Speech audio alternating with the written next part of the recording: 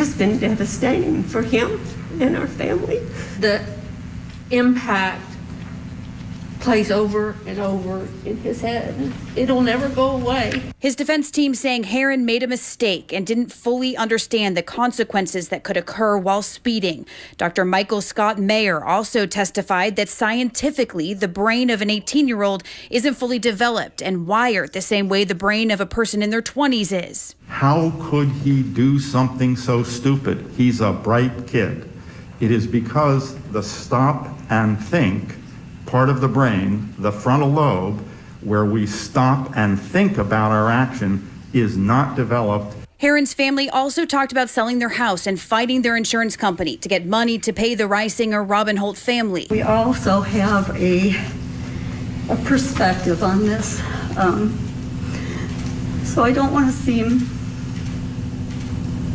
that I don't feel for the Herron family. I do.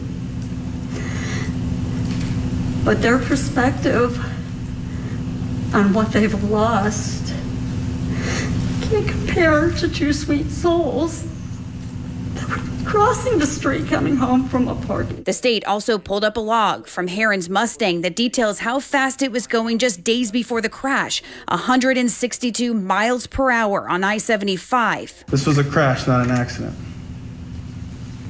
Please be aware of that. Emotional testimony from David Robin Holt, Jessica's husband and Lilia's father, went on for 45 minutes, with him addressing Cameron directly several times. It is critical for you to understand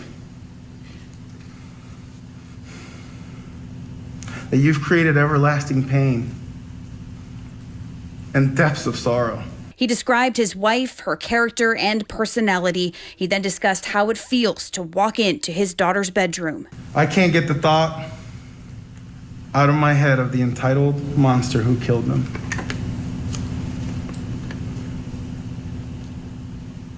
Something happens to me in this room. He says talking about the day of the crash is incredibly hard. He recalls being stuck in the traffic on Bayshore Boulevard and turning down a side street to avoid it. He says he knew something was wrong walking into Jessica's uncle's house to grab their luggage and not seeing them there. He says a stranger drove him to the hospital. I remember seeing a chaplain walk out, and I knew she was dead.